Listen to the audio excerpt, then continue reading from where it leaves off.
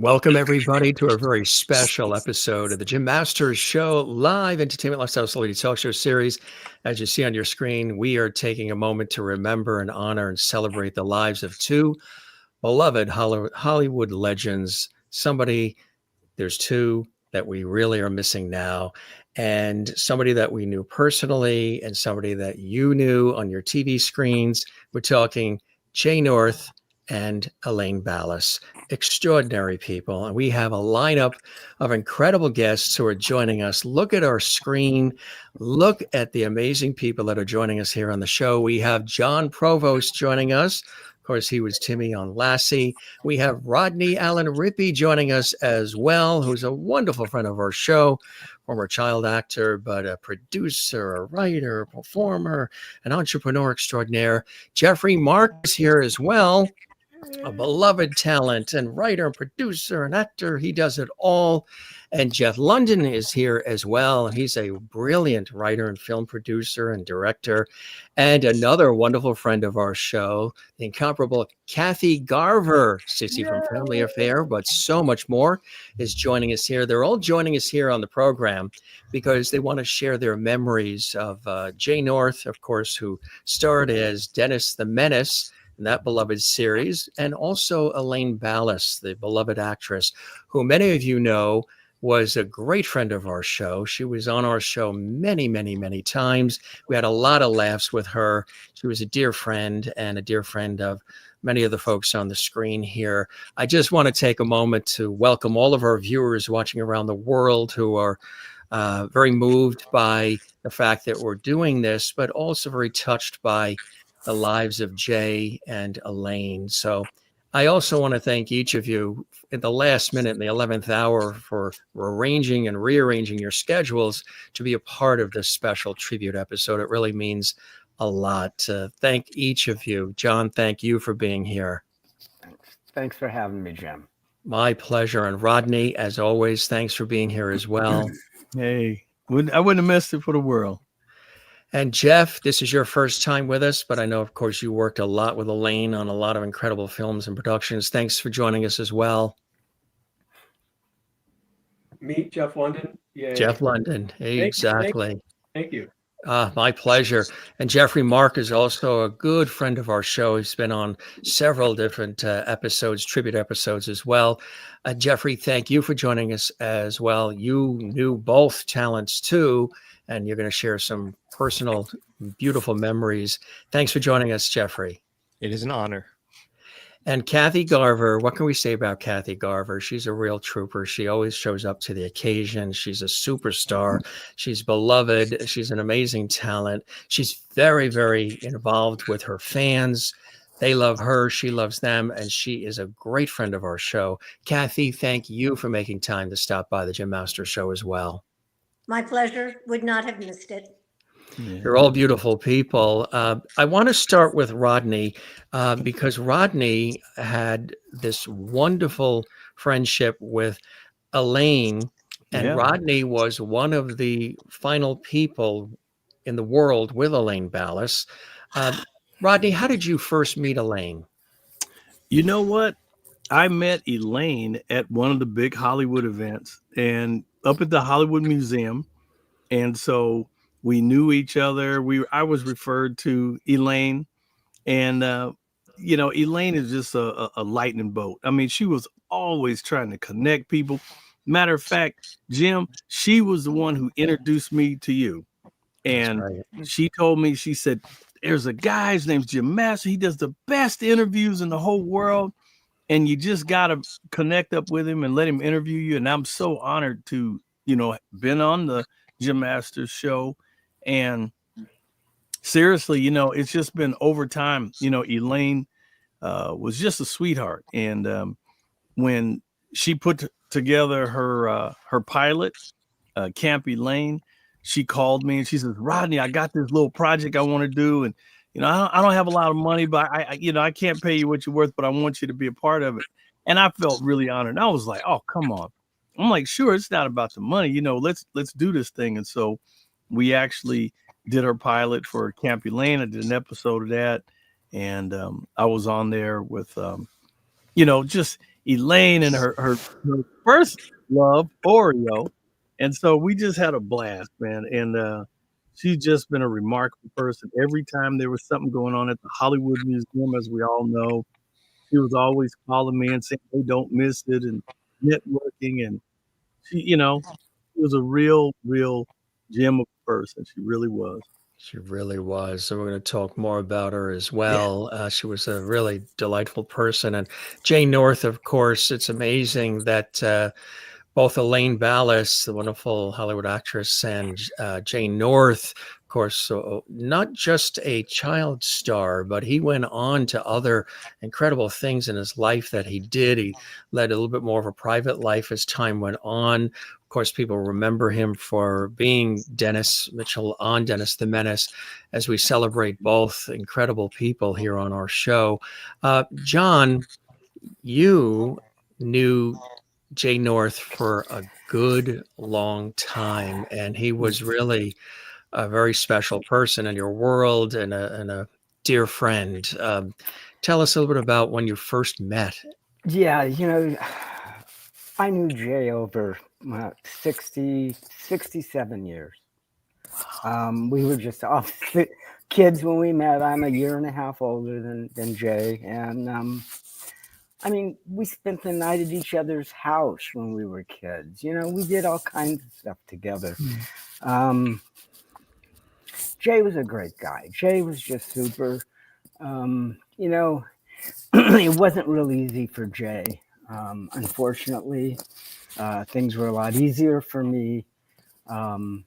Jay, he came from a broken family. He didn't have a father, so he missed that in his life. And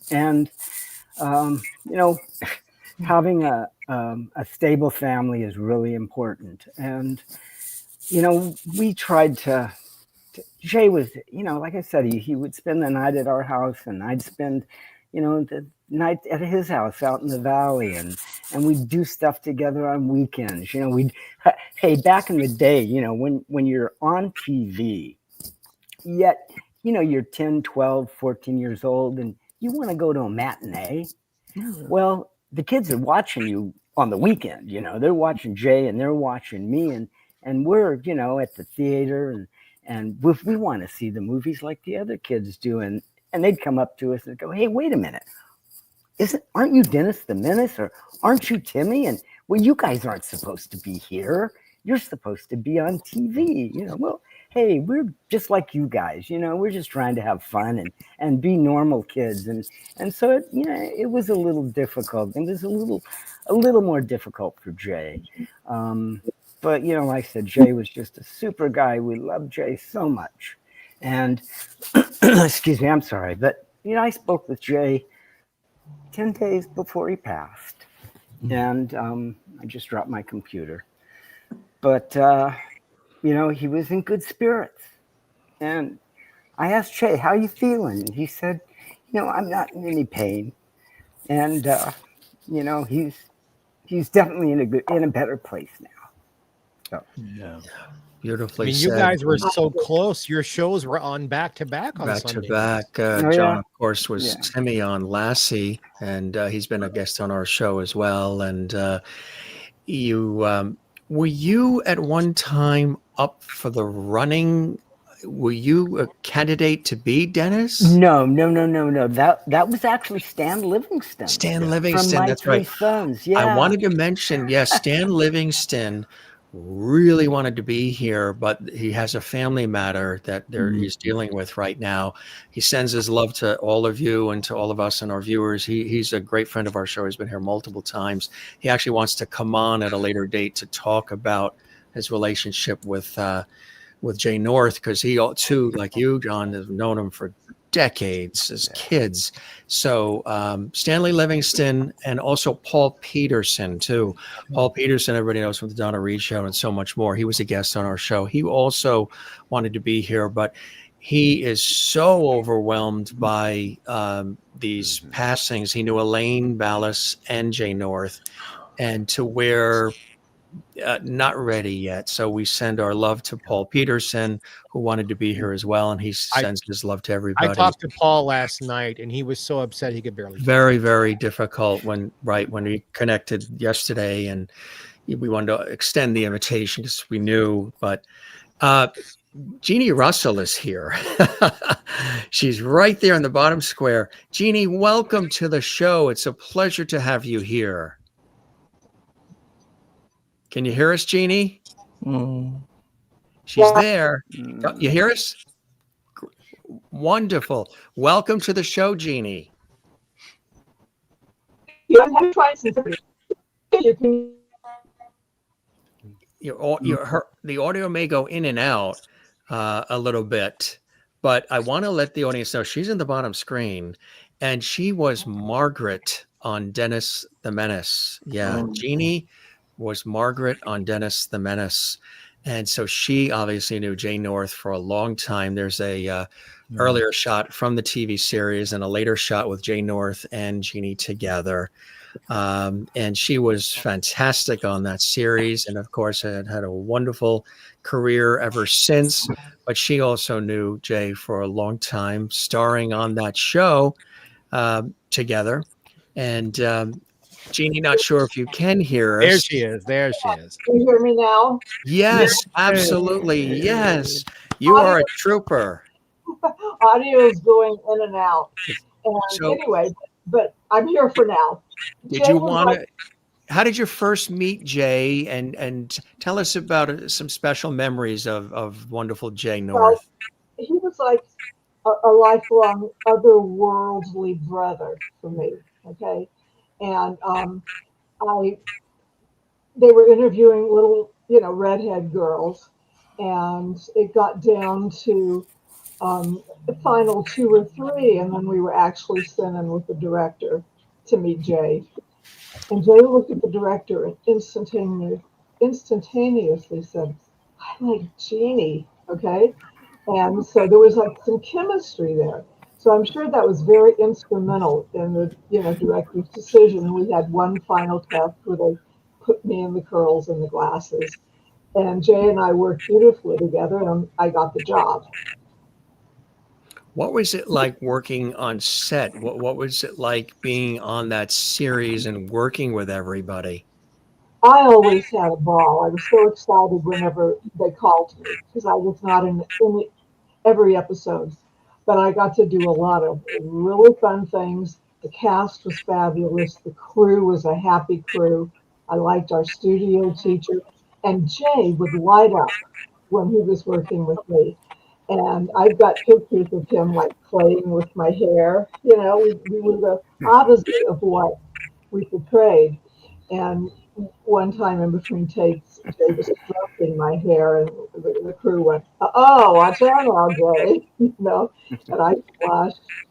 And it was just always a delight to be around him. We worked well, and I think we brought each other up. You did, yes, absolutely. And you made a lot of people smile over the years on that series, Jeanie. It's such an honor to have you here. And Kathy Garver, of course, from the legendary Family Affair, Cissy, but of course, much more beyond that. Matter of fact, every time I turn my television on, I see her in that commercial that is airing. She is a superstar. And I'll say, that's Kathy. Yes, that is Kathy. Kathy, always wonderful to have you here on the show. And did you want to share a memory or two of Elaine, of Jay, what have you? You're welcome to. Well, thank you. As we get older and we look at our, perhaps coming demise as well, we look to our friends, and I think, and we see what have they done and how did they live their lives and what is their legacy? What are they leaving behind? And Jay, I knew from a lot of our child star gatherings. And I wrote a book, Ex-Child Stars, Where Are They Now? And Jeanie is in it, and Jon is in it. And child stars do have a kind of a difficult row to hoe because they're in the spotlight. There's a lot of pressure on them. And sometimes they emerge and can bloom and get even bigger blossoms like Jodie Foster or some of the other child stars, some that are in series and that start very young. I think it's more difficult. I also think it's very important who the family is and how Absolutely. they guide them through this very special kind of life they are living, always being in the spotlight and with the Hollywood pressure, like Jon alluded to, when they go to a movie and then they're saying, oh, yeah, well, I just saw you. And a child doesn't particularly know how to handle that. And I think that um, Jay's guidance was misguided in many ways. And he thought he was a darling, loving, heartfelt young man, little boy, who grew into a very caring kind of person. And he, after, like Dennis the Menace, he was also in Maya and did a lot of guest spots. And I think he was always seeking something that he couldn't find in the entertainment business. And he then became a correctional officer in prison with his third wife. The other two were not just exactly what he wanted, but his third wife gave him some stability, and I think that he focused in that prison on the youth that were in trouble, because I think that he felt the same way with them, that he was in trouble and nobody really helped him. Paul Peterson did a great job with him, and friendships like Jon really helped him. Yeah. But I think by his work that he helped the disadvantaged youth, I think that his legacy is he's leaving behind not only the entertaining part that he did, but some youths that have emerged and can live a good life. Elaine, I met like Rodney at the Hollywood Museum, because they're always having these wonderful events. And I said, who will do this ball of energy? And she made a spark wherever she went. She had an incredible spirit. She was incredibly creative, as we have mentioned. She was a writer and a producer and an actor and a comedian. Sometimes we've got to do that in this business to stay alive and be in front of people. But she did it with aplomb. She did it with humor. And you could not meet Elaine without saying, wow, I feel better, because she is so bright and such a good spark. And I think her legacy will be that spirit that when you see her, you see any of her work, her name comes up, you say, wow, she made me smile. She made me laugh. And I think that she will continue to do that up in heaven, entertaining all the angels. Yeah. Absolutely. And both, unfortunately, passing of cancer. And boy, do we really need to, ramp up the research, the funding, and find a cure. I used to host a public affairs show for the American Cancer Society for many, many years. Something I did additionally to my TV and radio work.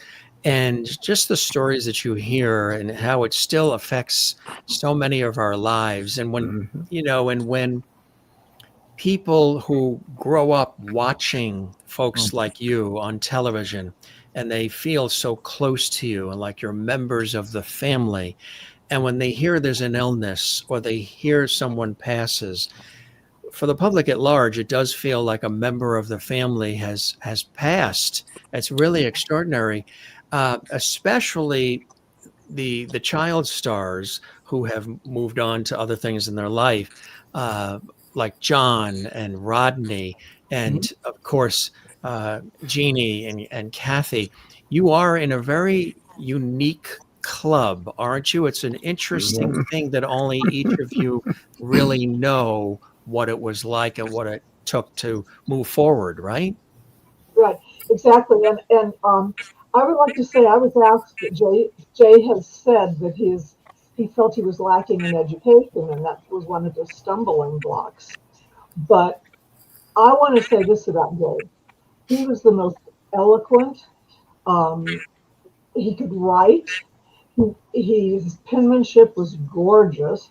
And I think Yes. that education, he was missing was the socialization because he was an only child. I think that is being Mhm. exploited because he didn't know how to interact and, off the set for a while. Dana Plato was the same way. She told Suzanne Yeah. Summers that on a show we did. And so it was the socialization that had to be picked up. He had such a wit. He could hold court at a dinner party and have everyone screaming with laughter. He'd sing, he'd talk, Mhm. he'd joke. Great sense of humor and a really warm heart. And I wanted to say that I was looking back on the generation. My brother was also a child actor, fairly prolific in film, and he came up at the same time Kurt did. My brother died of colorectal cancer, so yes, there's got to be earlier testing. Um, Mhm. but look at Kurt Russell and look at Ron Howard. They both had actor parents. Okay, lunch Mhm. pail carrying actor parents who knew the business, and Mhm. I think that really made helped with the expectations of what they were to face when their limelight as a child was over. Wow. Absolutely. I Mel think that England made a also difference, is and a a wonderful lot actor, and Oh of yeah. he knew her for Elaine Ballace for a long time, and he took the time to put a video together, sharing a couple of memories about Elaine as we celebrate. For anybody tuning in, I'm your host, Jim Masters. This is the Jim Masters Show Live, and we have extraordinary guests here: Jeff London, Geoffrey Mark, Jeanie Russell, Kathy Garver, Jon Provost, Rodney Allen Rippy, and of course, Stanley Livingston. Paul Peterson wanted to join us as well, but they send their love. Mel England, who's been on our show as well, a wonderful actor, knew Elaine for a long time, worked with her even up until recently. He wanted to share these words. Hi, Jim. Mel England here, and thank you so much for doing this tribute to the great star that is and was Elaine Ballace. I mean, there's just so much to say. I'll try to keep this brief. Um, besides being a legend in the comedy and Hollywood world, I mean, movies with Mel Brooks. She was Epstein's girlfriend on Welcome Back, Kotter. Um, she was an incredible mentor and sort of a mother to so many people in a way. I don't know if she would have said it that way, but she that was her nature. She just loved people and she embraced them. And I first met Elaine a little over 10 years ago. I had a movie, indie film coming out, Best Day Ever, and Paul Burchett, one of the producers, invited Elaine to a screening. And after the movie, she practically tackled me, and she was just, effusive and telling me how much she loved the movie and how much she loved me in it. And I just thought it's Hollywood. People are being polite. I mean, people usually mean it, but also people are being polite. And so I didn't think much of it. And then a couple of days later, she called me, and she was just effusive and telling me how much she loved the movie and and my work. And I was, like blown away that she would bother to do that. And then she said to me, and we're going to be great friends. And I thought, who is this lady? And I came to find out because she would call me every couple of months, and eventually I started calling her back.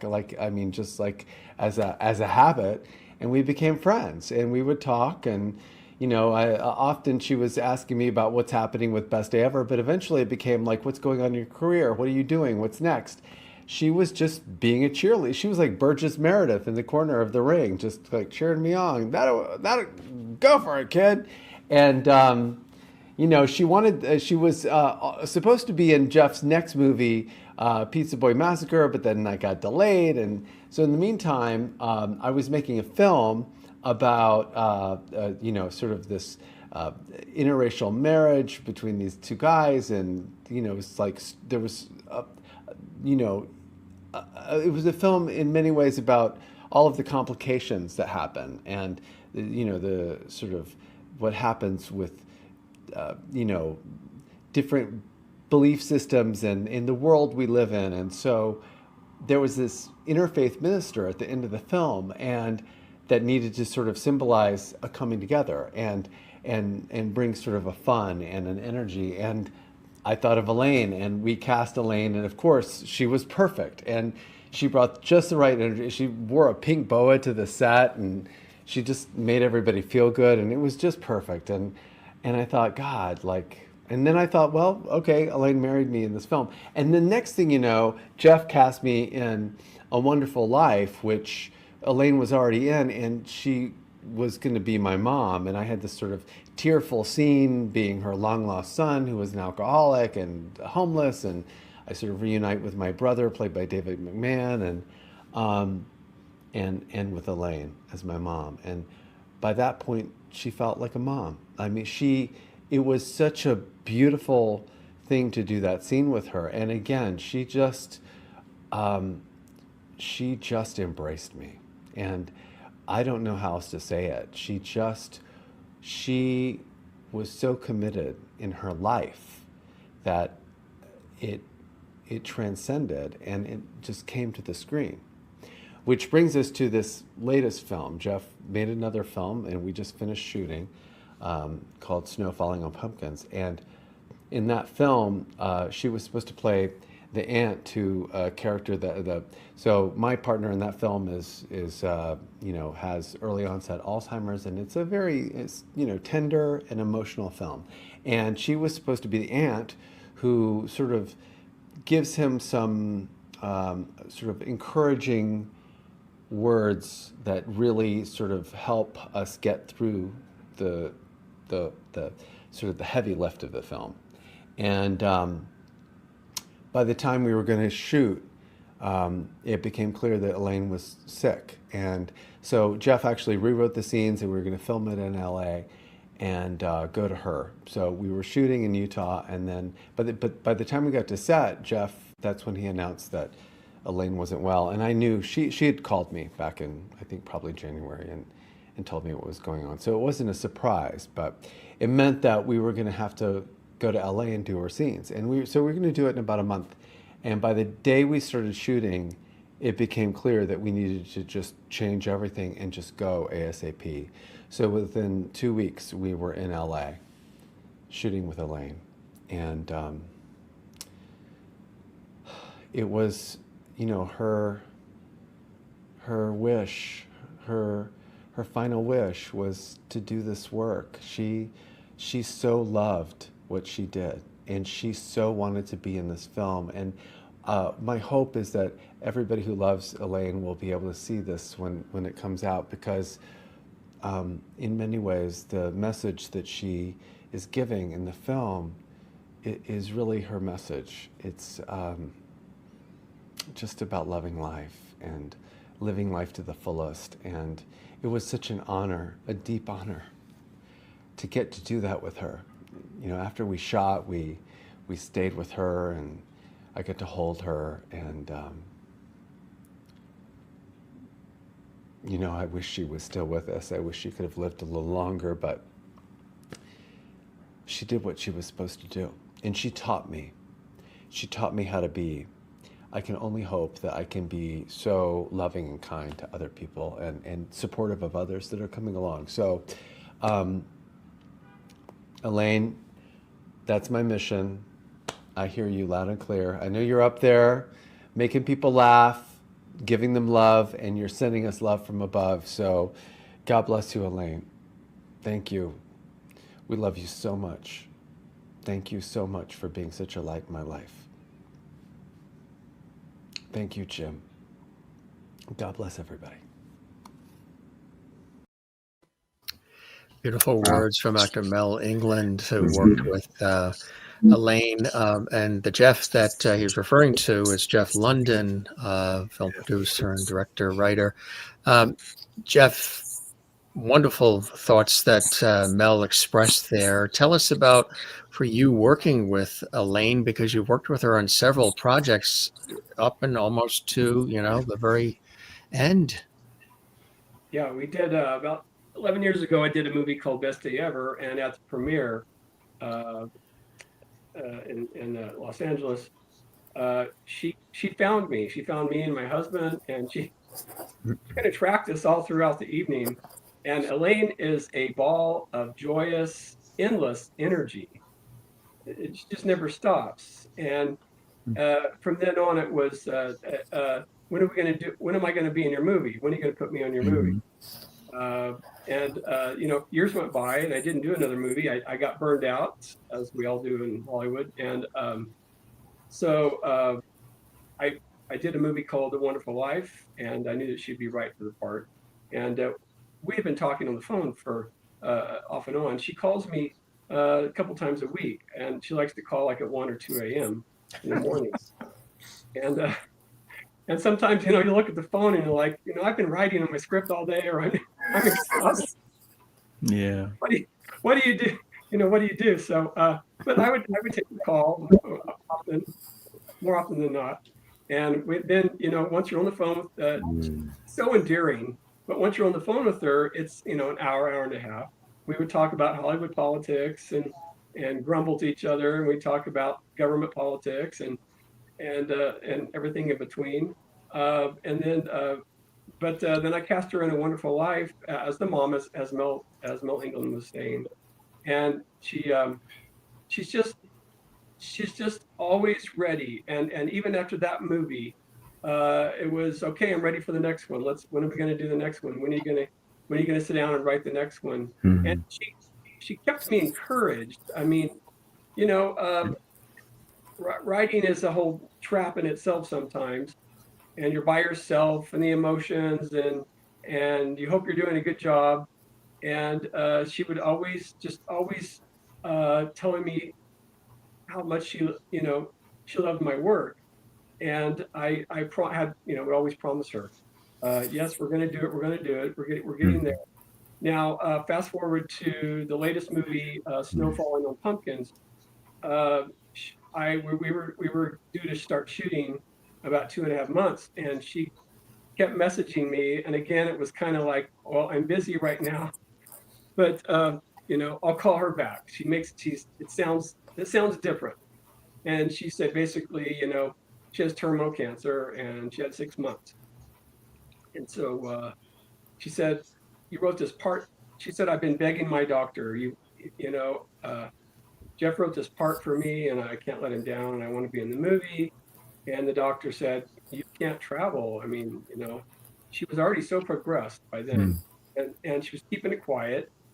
And she still kept it quiet, right to the end, pretty much, and with a lot of people. And I said, well, I'm not gonna uncast you, Elaine. I'm not gonna, throw you out. We're gonna come to you. So that's what we did. We went to by the time we got to her, she was in a care home in Santa Clarita, California, and so we got to her, and a few weeks later, we did the movie here in Utah, and then I got got the actors to lead together, and we met down there at the DP, and we did it, and it was shocking to see her. I hadn't seen her, but when you see someone so full of life, and then you see someone in that situation, it's shocking. Yeah.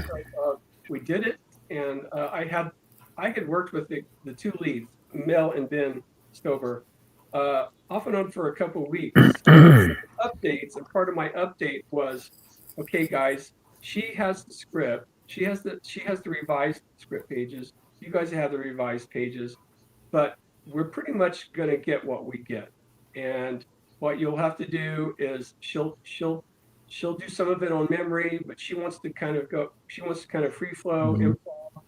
And I said, but when you need her to talk about a subject in the actual story that we're doing, throw her a line, and then she'll answer back. Just you guys, and it just worked beautifully because they would just prompt her to create the question herself and then ask them back. So it was back and forth, and it worked beautifully. And she got to be, her last movie was our movie, and she got to be in it, and I'm so grateful. She's just a doll, a true doll. Absolutely. Yeah, absolutely. Rodney, Yeah. you were one of the final people, and you some people might not know this, and I think it really is God's work he did. He was pretty much Elaine's caretaker. He was there with her all the time, and he took care of her and brought her to the hospital and made sure she had the food and everything was taken care. He like everybody, very busy, a whole busy life. Oh, and yeah. he put everything on hold, even with the loss in your own family, to make sure that Elaine was taken care of all the way to the end, which is something very special that you did, Rodney, truly, out of your heart and your kindness of being a good guy. And you have her dog, who made many appearances on our show. We had Oreo, and then we had Mika, and Mika is now in your care. Wow. Yeah, I have to tell you, this whole thing got started back probably actually November of 2024. And I'm living in Orange County and I'm working on projects. I just came off of a big fashion show with a designer to the stars. A buddy of mine is James Andrew Luna down in Orange County. And, he was slated to do the Smokey Robinson collection. So the guy, he's big time, does movie stuff and outfit stars and NBA athletes and Lakers and all that good stuff. And so I'm down there and we're working on another project and the phone rings and it's Elaine. And so she says, hey, I want you to come up and see me. So I'm in Orange County. Elaine's, she's out in Canyon Country. So I was like, all right. And so I come out and I'm like, it just didn't seem like the same Elaine. So I was like, what's going on? And she says, well, I don't, she kept talking and it seemed like she was talking around and around. And I said, so well, what you need, what's up? And so she's like, I don't want to ask you, I'm embarrassed. I'm like, what? I'm thinking, so she says, can you do my laundry?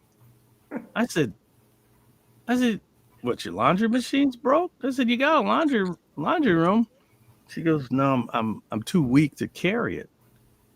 And I'm sitting here thinking, like, why don't you, how much laundry are you trying to carry, And turns out, the more I talked to her, I said, well, wait a minute, if you can't do your laundry, how would you? And I started to notice things were just, her mail was piling up, different things. And I said, what's going on? So she says, I haven't been feeling well lately.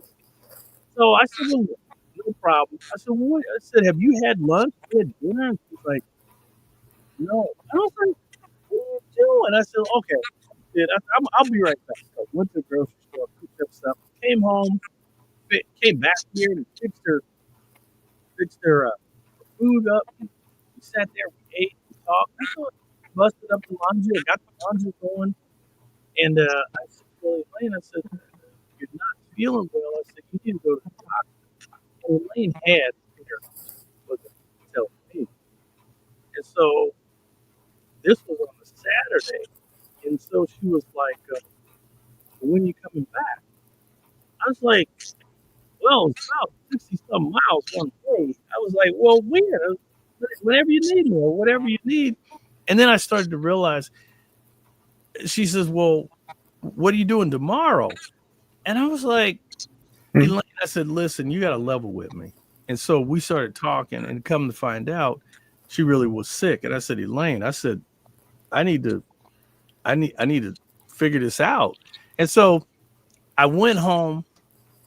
I did come back the next day and I started thinking, I said, you know what? I just told her, I said, Elaine, this ain't going to work. This commuting ain't going to work. I said, I'm going to come up here and help you. So I actually ended up, and I just finally said, you know what? I've never been out in Canyon Country. It's kind of beautiful out there. I said, I'm single, no kids, no pets. I said, I'm gonna do something different. So I said, I told Elaine, I said, Elaine, you know what? I'm gonna come out. I'm gonna stay with you for a while. I'm gonna help you out. So I closed down my place and put all my stuff in storage.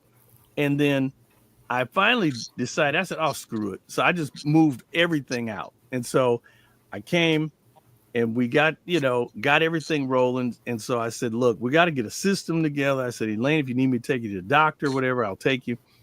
And so over time, the holidays were coming up. And so I was planning on going home to North Carolina to see my family. And Elaine asked me, and she said, well, what are you going to do for the holidays? And by this time, I knew the case, the situation. And I said, Elaine, I can't go home. And she said, but your dad is getting older. I said, I know. I said, but Elaine, you don't have anybody here. I said, who's going to help you? And I said, so I can't go home. And so I said, look, we'll have a great holiday and we'll just stay here. And so we had Christmas together and then New Year's rolled around. And so she was like, aren't you going to any Hollywood parties? Nope. Me and you going to party right here, Elaine. I said, what you want for dinner? So she wanted Italian. I'll be right back. I went out, picked up Italian, came back. We had Italian food. We brought New Year's in together. And I told her, I said, Elaine, the most important thing is you feeling better. And I said, you're not going to be by yourself. I'm not going nowhere. I said, don't worry about it. And so sure enough, we got through the holidays and there have been multiple trips and multiple hospitals. And I mean, literally, she's been to Cedars-Sinai, and big shout out to the people at Cedars-Sinai and Henry Mayo and USC Keck. And I mean, UCLA, we've been to all of them. She's been meeting multiple doctors along the way. And just recently, when Mr. London, and then Elaine was telling me, she goes, Rodney, I got a movie opportunity. I was like, and Jeff, I have to tell you, she was so worried that she was going to let you down. I said, Elaine, listen, don't put that pressure on yourself. And she goes, I can't let him down. I said, okay. I said, if you're feeling better and everything's going to work, and it just the way everything fell into place, the way you guys cast it, the way that and she was by that point, the hospital situation, they were wanting her to go into hospice. And I said, and then she says, but I don't want to. I said, okay. I said, well, we'll manage it. And so she actually ended up going into a care facility and they were getting her therapy and things like that. And that's when, it all worked out that they were able to pull off this really great shoot in the care facility. Now, the funny thing is everybody in the care facility, they had a lot of wonderful people there. And Elaine was just like one of the group. And things changed when the production crew rolled in and they were like, who is she? I was like, that's Elaine Ballace. I said, you know what? Google her. And so, but then everybody was like, oh, we have a star here. And so Elaine, that made her feel so much better, and, Elaine was such a ham. So the thing about it is, it was something that she really, really had her heart in. She didn't want to let the production down. Elaine was such a professional. And she was like, I want to do well. I want to look my best. And so she says, Rodney, I want you to go home and get my makeup and get this and get my hairbrush and get everything. No problem. So I was her go-to and I was her PA, so I wanted to make sure that she was together for Jeff and the production. And I'm glad that she was able to put in one more credit. She loved working with Mel Brooks. She loved all the shows. You won't believe it. Now I'm kind of having to go through and kind of prepare things, and we're going to have a celebration of life. I am finding things that you wouldn't believe. I found this card, and it was apparently they gave her air date for the Gong Show. She was on the Gong Show. I was like, when the heck was Elaine on the Gong Show? And it said it was a card, and it said on the back, your episode will air on this date. And so I'm planning to put together a really nice celebration of life, and hopefully I'll be able to stream it and share some of the great stuff here on the Jim Masters Show. And and I actually earlier I was holding a picture of Elaine. If you don't remember that wonderful face, that is Elaine Ballace. She was such a star, and she really, really She loved life, and actually, she also had her book, How to Write a Book, Campy Lane style. And Yeah. this was kind of like a crazy spoof idea that she came up with.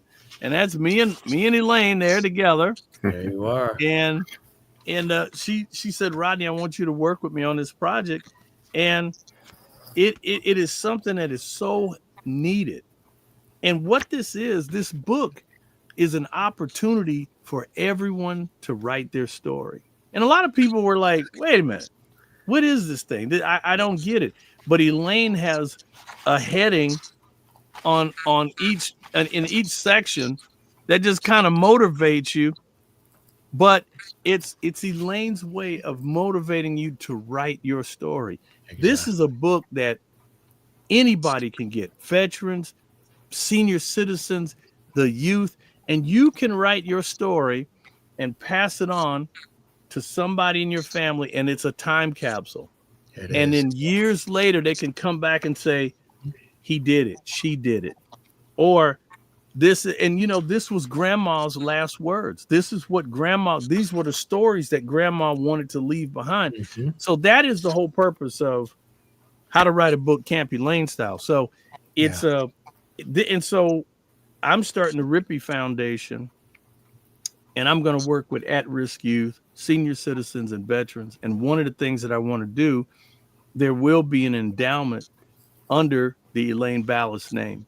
I'm planning on putting something together, because what I found out, senior citizens, and especially people who get ill, they have so many things that they need. And I started thinking, and I was in this, I was in the thick of it. I saw everything for myself, and I said, these are things that I want to definitely include into my foundation to be able to help people. And so it's a beautiful thing. I'm just honored to be on with you guys. I really am. She was also a championship figure skater as well, too. That's right. In her early years, and she worked with the Groucho brothers, the Marx, Groucho and the Marx brothers. I think on a commercial at one time, she said years ago. Absolutely. Kathy, you had a chance to be at several events with her at the Hollywood Museum and other things. And of course, Jane North. What would you like to add to some of what Rodney and the others are saying, Kathy? Well, I was just thinking about Elaine and the last time that I did see her, and that was when she was ill. My husband has stage 4 cancer, and it's I can't do this show anymore because it's making me very sad. My friends have passed away, and Val Kilmer, who also died of throat cancer. Yes. So anyway, Elaine said, he says, oh, Kathy, we get along so well, and I want to get a show, and we'll do it together, and we'll take it on the road because we could be sisters. Yeah. And I said, yes, Elaine, and I'm sisters with you, and I will always remember you with heartfelt love. Kathy, you have and continue to touch our lives in such a deep, profound way. Everybody loves you. Everybody loves your presence. They love your heart, your compassion, your energy, your spirit, your humor. We send you love as well to you and your husband and your family. I mean, all of we call it levity here at the Jim Masters Show, but we send it tenfold to you, and we give you a big hug, Kathy. If we could reach in there, we'd scoop you right up, all of us. And the fact that that's what's going on right now, the fact that you're here with us to remember these fabulous people, North and Elaine Ballace, just as a testament to who you are as a person, Kathy. You really are a sweetheart and a gem of a person. And I know everybody here and everybody watching is saying the same thing. So, nothing but our love, Kathy, to you, and hang in there. And we're all here for you. If you ever need anything from us, or you want to talk or laugh or just share, we're here, right, gang? That's Absolutely. Right. Thank Kathy We you, is a love Kathy, gem. so much Kathy. to Yay. Hey. I Praying for appreciate it. David. Thank you so very, very John, much. John, how long have you known Kathy and Kathy John? You're Oh big, God, yeah, a long time. Yeah, we go back a long time too, for sure. For you sure. do. Yeah. Kathy, you're really a beautiful person. John, as far as Jay, I know it's tough and it's raw for you as well. And your lovely wife, Lori, is so special too. She's been with us on the show, and she's a rock star too. She's amazing. She gets things done. Yeah, she does. She never stops. Right, yeah, she's really a very, very special person. With Elaine, and then of course with Jay, you mentioned, of course, it surprises people sometimes when they see everybody. Jay was terrific as Dennis the Menace. I mean, when you watch those shows, Yeah. he was spot on. He was a terrific actor. He was funny. Mr. Wilson. I mean, he was really, really good. And obviously able to mask anything that was going on within his own life that wasn't happy for him as well. Did you ever get a chance to know any of that or see any of that when you were a kid? Did you get to know that he wasn't as happy as maybe he's presented to all of us on Dennis the Menace? Unfortunately, yes. Yeah. When I would spend the night at his house, like I said, Jay did not have his father, and he was pretty much raised by his aunt and uncle, and it wasn't a great situation. And Jay's mom was really close to my mother, and my mom was on the set with me 99% of the time. And when she wasn't, I had Mrs. Olson, a little old lady that was there that watched after me. Unfortunately, Jay did not have that kind of loving support, and that was the hard part. But I don't know, Jay made up for it in himself, the way he was. Jay was just a loving kid. He was a loving kid. I mean, when we weren't filming, we were all tutored on the set. Right. Except when we were on hiatus, Jay and I went to high school together, private high school together. We went to middle school together at 2 private schools. And so we would see each other, with other kids, with regular kids. I mean, we rode city buses together to go to school. How crazy is that? Yeah. But it was just a way for us to try to have a normal kind of life. And Jay moved on, and Jay was all I can say. He was just a really, really good guy, and I miss him a hell of a lot. Yeah, me too. Yeah, Jim, absolutely. Jim, I have to excuse myself. Absolutely. Thank you so much for including me to give my feelings about Jay and about dear Elaine. And thank you to all my friends. And thank you all for listening. Please remember our friends in your hearts and prayers. And we'll you're remember one of David. them. And you are one of them, Kathy. We love you very much, Kathy. And thanks for, again, being here with us. It really touched us in a beautiful way. And sending you love and a big hug. And we'll stay connected. And we're all there in spirit with you, Kathy. Thank you. All right. Yeah. Take care. We'll talk soon. Okay. Thank you, Kathy. Wow. She really is a beautiful person. And every time we've chatted with her, all of you are. I mean, you're great. Several of you have been here multiple times. Kathy is a prayer warrior for other people. That's the thing, right? And I knew about her husband. She asked me not to tell anybody. Yeah. And she asked me to pray, and I've been praying every single day in my own way, because she prays. You have to give back. And Kathy, on a personal level, gives a lot to a lot of people on a personal level. She absolutely does.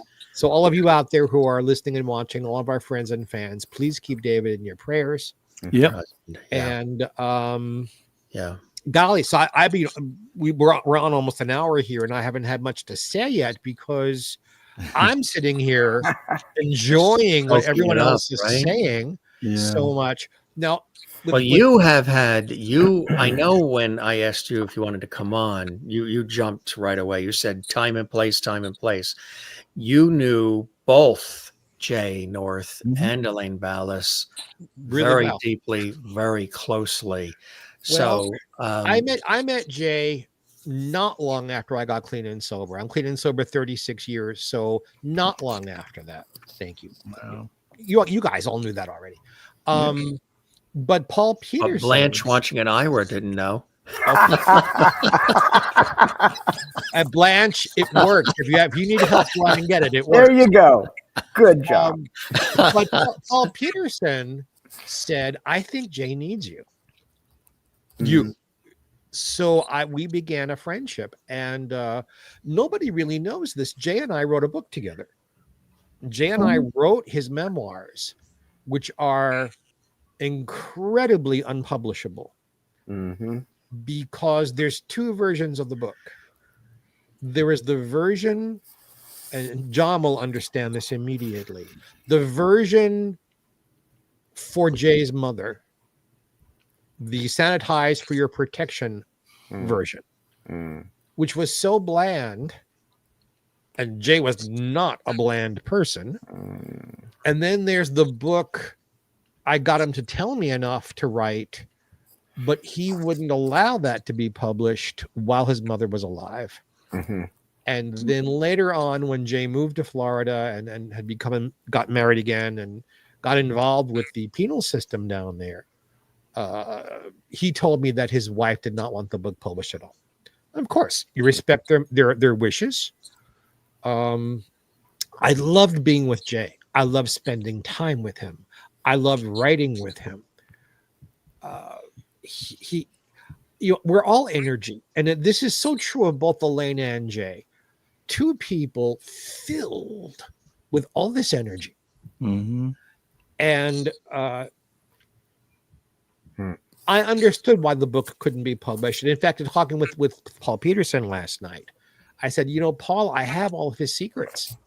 They're in my computer. They're in my heart. I said, and I'm not going to tell anybody, because what purpose?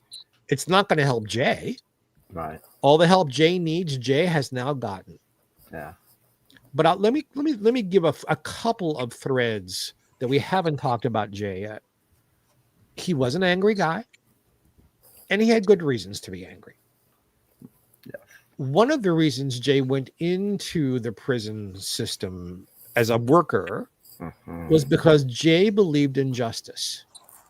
And Jay felt that he personally had not received justice in his life, that it made his spirit, his soul feel good to be in a place where he was seeing justice done. That he couldn't get it personally, but at least he could be near it and observe it and see that in some cases, justice actually happens. That one year for my birthday, and yeah, I laughed, but he was serious. He sent me for my birthday a gift. He always sent me something, thoughtful but small. And he autographed to me the Book of Executions. Because to him, this was in its own way justice. Right. Now, Elaine, I met Elaine with John. We were at a luncheon many years ago. It doesn't matter for whom. And John and Lori, that's one of my favorite pictures ever, by the way. John and Lori and I and a bunch of other celebrities were there. And it was a Chinese food luncheon. And Elaine came late and sat down and just exploded at the table with this energy. And I turned to John's wife, Lori, and I said, "Who is this person?" Because I had to sort of align my energy with hers. There was so much of it. And once I did, and I got to see what was beneath the surface of all of that, we became very close friends. And I will share, because Rodney can talk about, he knows, he was there. But I will tell you that all during COVID, I was locked down because I have COPD. I had to be really careful. For a year and a half, I was locked down with no human contact at all because I was alone. My partner had died of cancer, another cancer. And Elaine called me every week. How are you? Wow. How is your mood? Are you doing things for your head? Are you working on stuff? And I think another thing we don't mention, other than Elaine's talent, she was really pretty, actually. We don't talk about that. And Jay was very handsome. We don't talk about that either. Both of them just radiated sexual vibes. Now, I'm not saying that either were or were not personally happy in that area, but they radiated it. And Elaine was a political person. Now, we didn't necessarily agree on the politics, and that was okay. We didn't need to. I don't choose people to love because of which church they go to or their political beliefs or who they voted for. I take people one at a time. And on politics, we did not agree. And so what? We were still able to be loving friends, Rodney knows for her birthday this year, and she was so sick. And I got to call and sing happy birthday to her and, be as involved as she would allow. That's right. And God bless Mel England is a dear friend of mine. God bless him for the wonderful message he sent. There's something that I wanted to share while you're talking, Geoffrey, that our mutual friend Harlan Bowl sent. Yeah. And just before Elaine passed, you guys got together, a group of you, and sent her these beautiful video wishes. And here are those wishes. When you're ready. Go. We love you, Elaine. We love you, Elaine. We love you, Elaine. We love you, Elaine.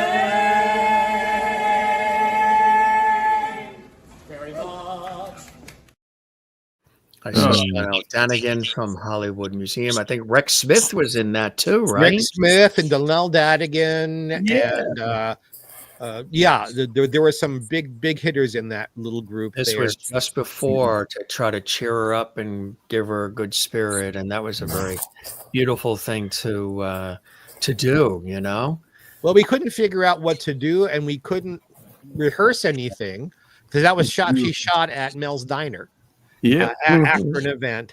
And so I said, well, what's one song we all know? Happy Birthday. I said, great. Happy birthday. We love you, Elaine, to happy birthday.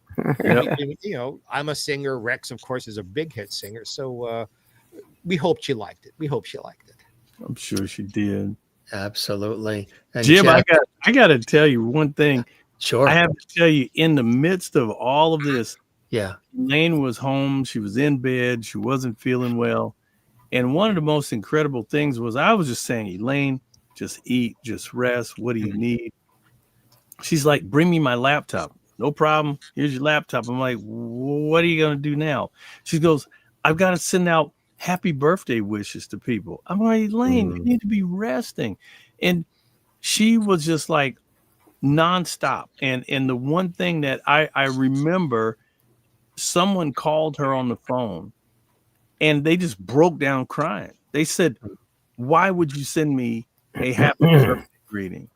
She goes, you're supposed to be resting. And the person just felt horrible. She goes, no, come on. Don't feel like that. It made me feel better. And this lady she just wept. She said, I can't talk. Click, hung up the phone. I was like, Elaine.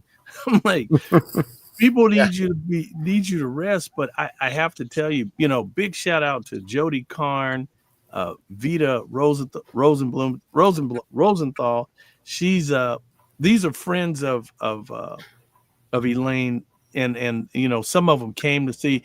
Also, Johnny Whitaker came. Johnny Whitaker came by the care facility, and he brought some friends. And Johnny brought some missionaries to come, and we all prayed with Elaine. So the whole thing is, I met Johnny through Elaine. Yeah. And so the whole thing is when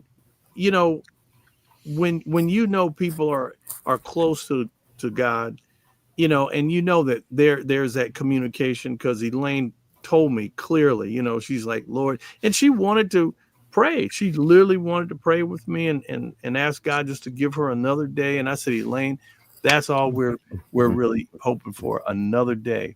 And we're going to take it one day at a time.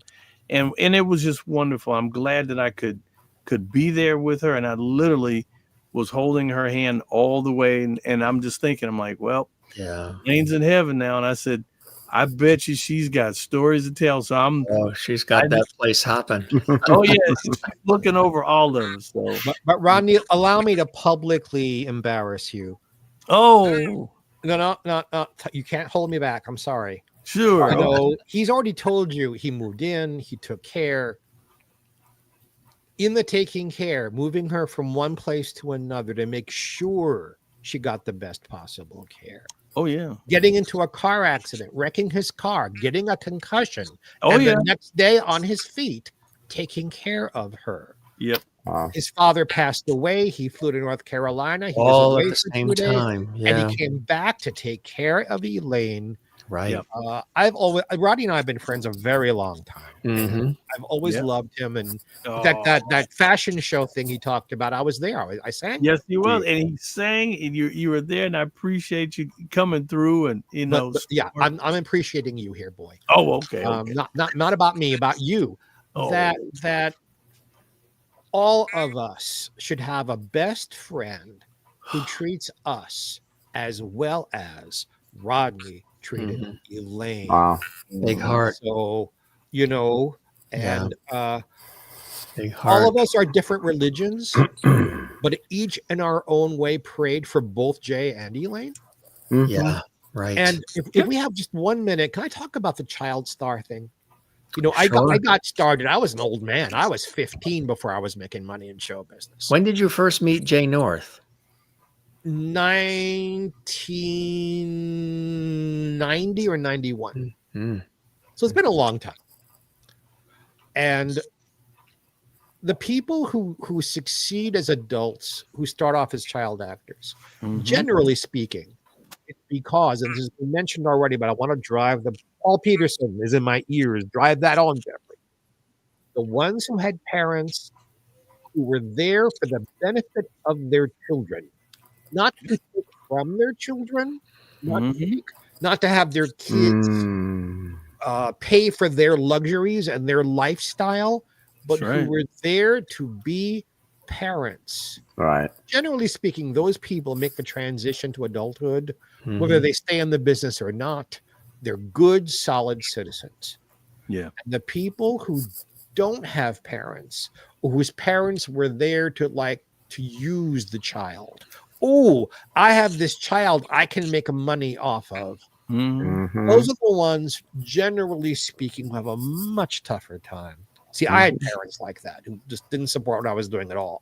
And I had to do all of it on my own to learn how to become an adult. I know how hard that is. And child stars are often left with deep hurts of feeling being used, and a lack of understanding of how to be an adult, how to write a check, how to balance a checkbook, how to go grocery shopping, how to cook, how to make a bed. The fundamentals of life, because they were busy working on a set and no one took the time to teach them. And then you have people like Ron Howard, who's probably got the best show business parents in history. Or Stanley and Barry Livingston, whose parents were there for them.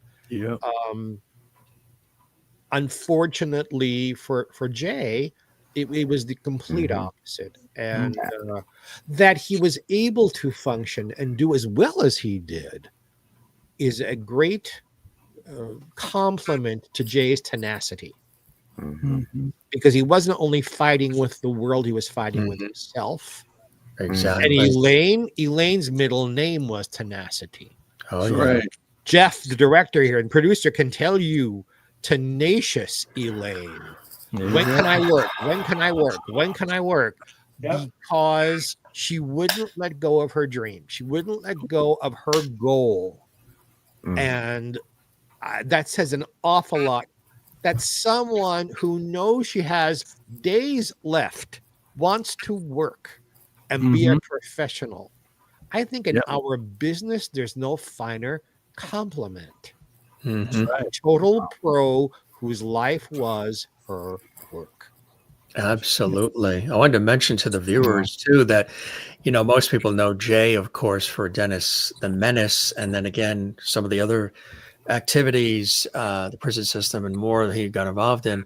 But he also had roles in 2 Metro-Goldwyn-Mayer feature films, Zebra in the Kitchen and Maya. And he also starred in the NBC television series adaptation of the latter film. And as an adult, Jay's voice was everywhere. He turned to voice acting for the animated television series, voicing the roles of Prince Turhan in the Arabian Nights segment of the Banana Splits Adventure Hour. And we had Terry Winkless on recently, who was Bingo the Gorilla on the Banana Splits. He was terrific.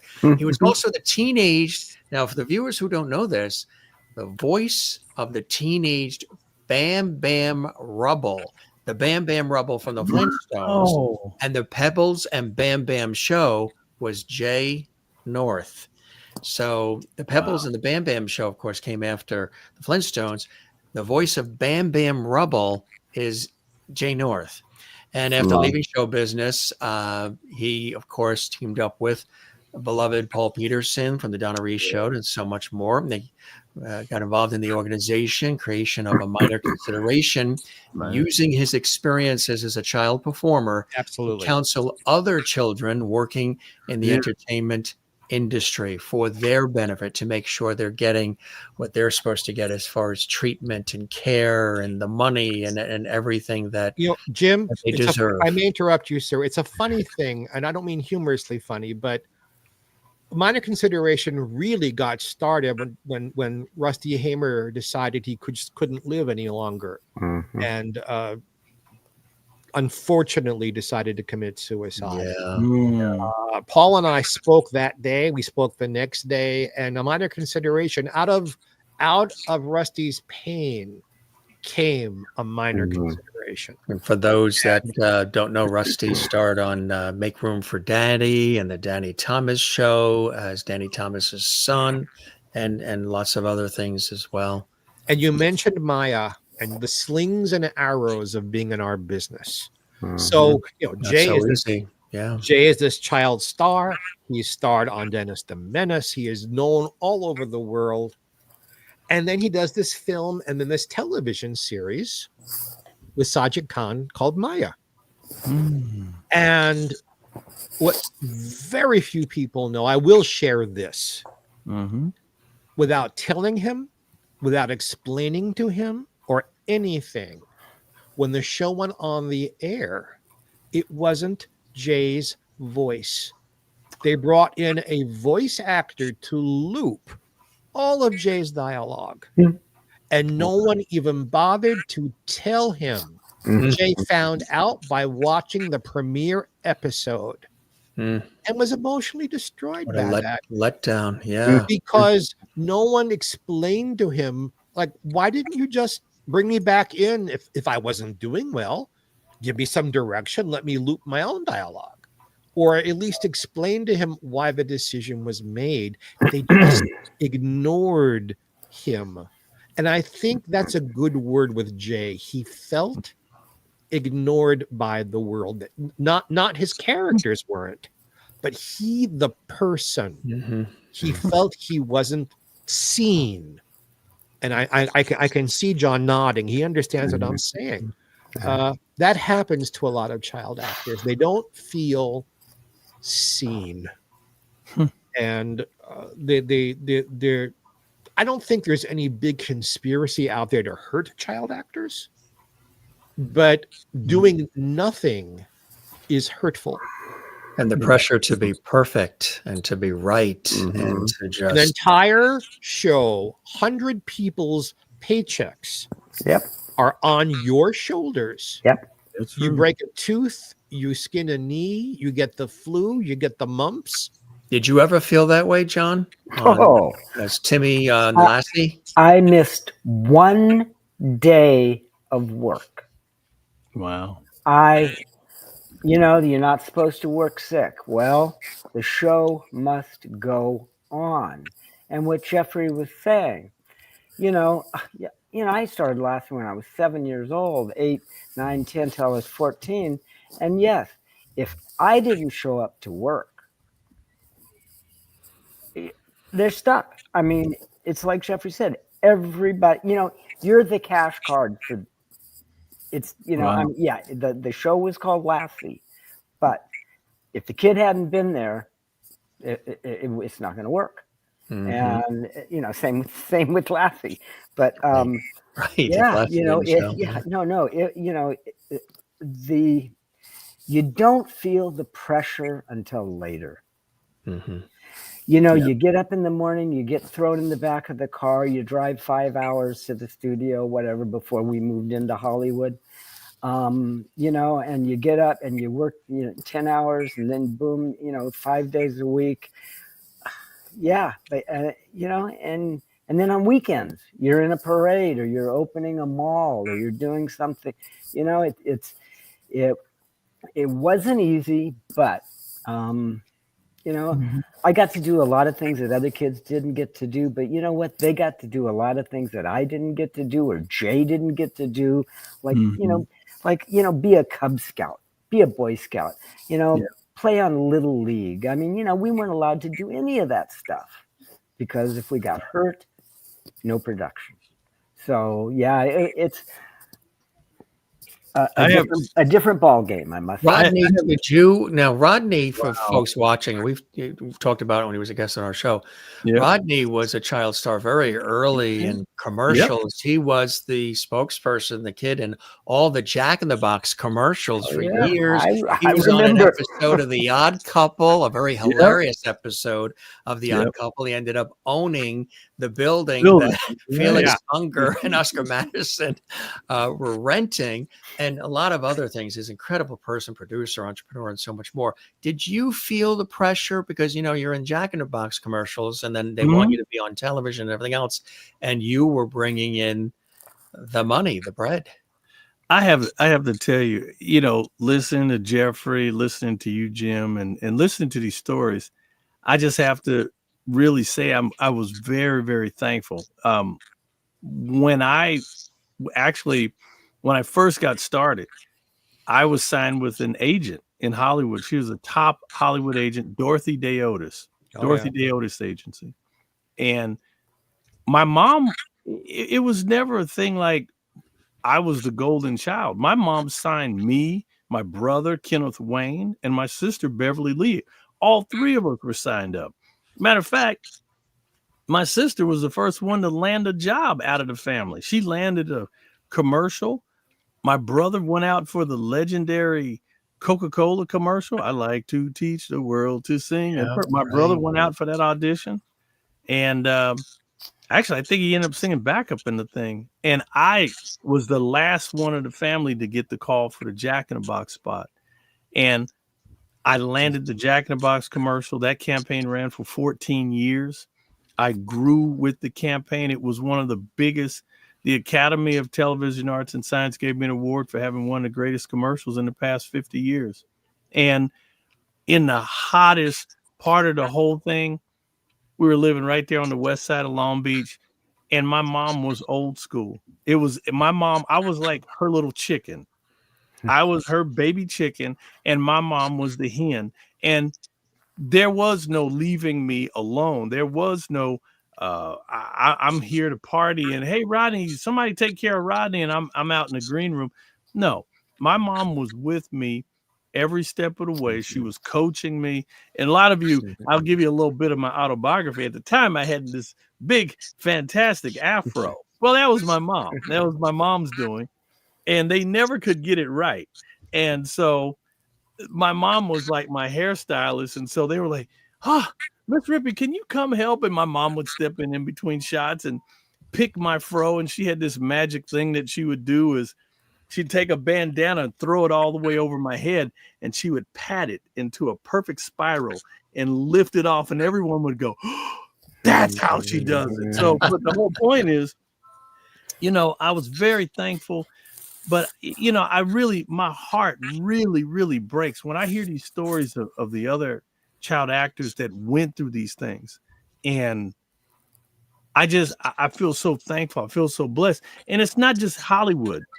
It's just your typical child who doesn't have the grounded parents who love and care about it. Does Hollywood has nothing to do with it. That is the same effect of a child in Hollywood, outside.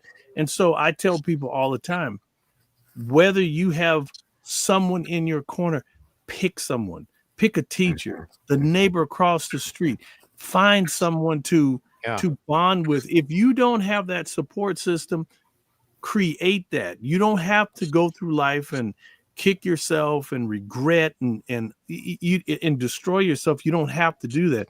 Find someone that you can connect with and hopefully grow and never look back. And so I was very fortunate. I working in the industry. For me, it was really funny. At the age of 3, my mom told me, she looked me straight in my face. She goes, "Rodney, you got a job, sir."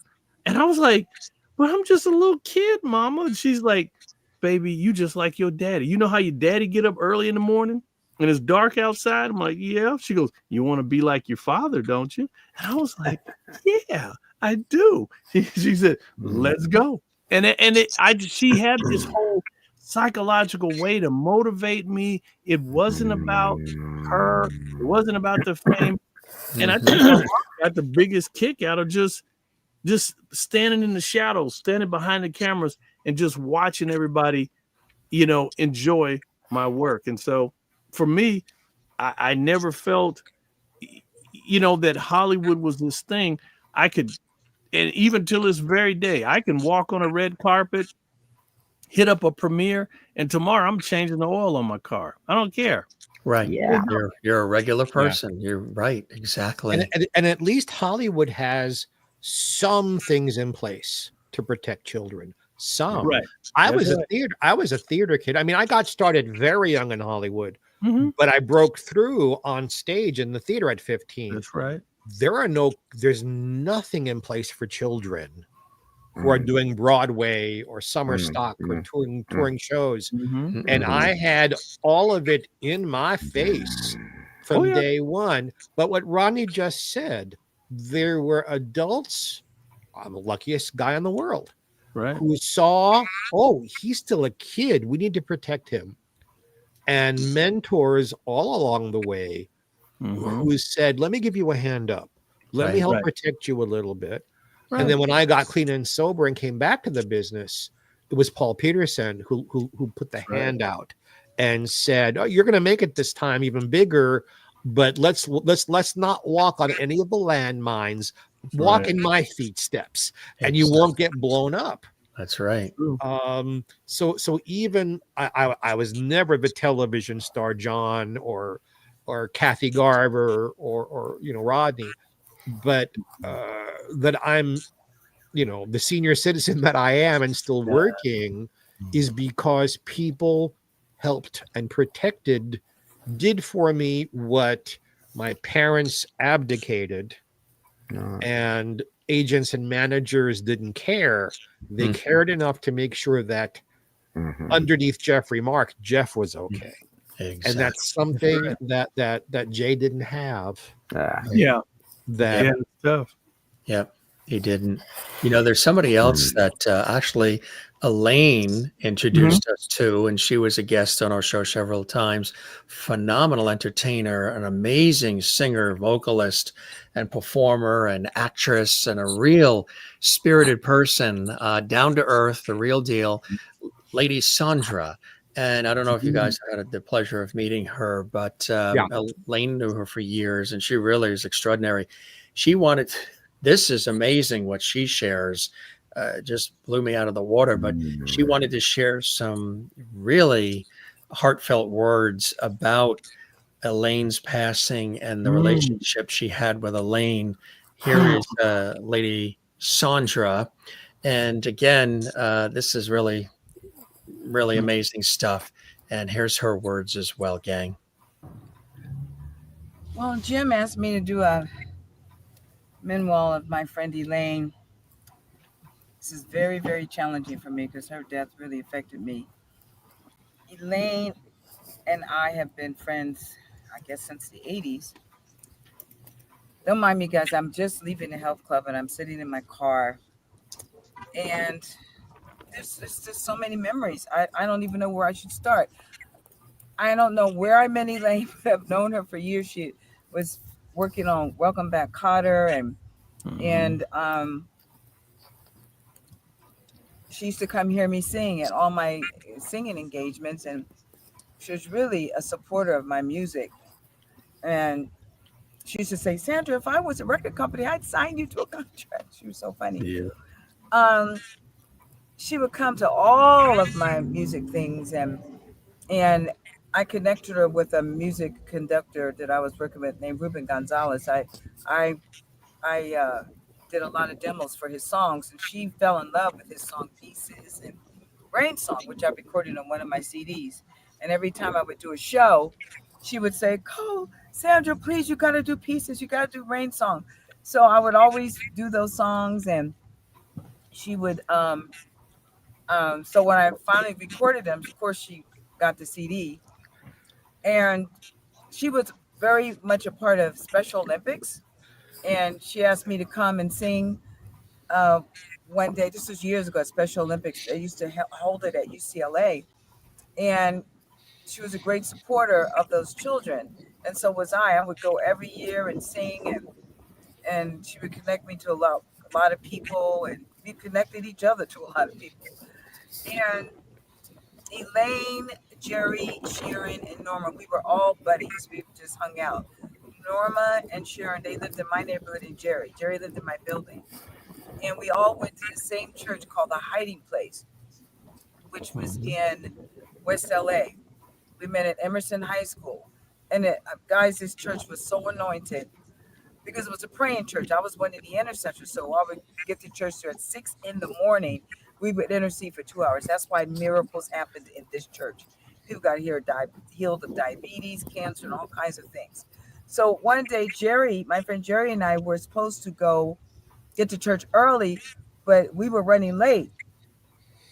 And make a long story short, this guy that lived in the building that Jerry and I lived in, he threatened to kill us. He was just crazy. We knew he was crazy. We didn't think he was going to be real crazy. So I'm getting ready to get in the car. I'm leaving my apartment, and I look outside my window because my bedroom window is right next to our cars. And so yelled at Jerry. I says, I'm coming. And I see Art with the gun. So he shoots Jerry in the back twice. I was devastated. I'm saying this to you for a reason. So I ran out, and manager's running back in and say, don't go out there. Don't go out there. I held Jerry in my arms, and life just left him.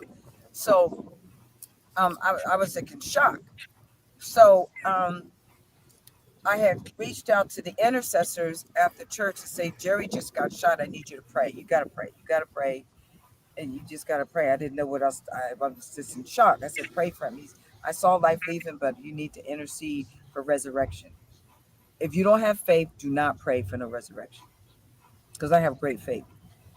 So then I reached out to Elaine because Elaine and I and Jerry, we were buddies. I told Elaine what happened. Elaine hung up. She didn't know what to say.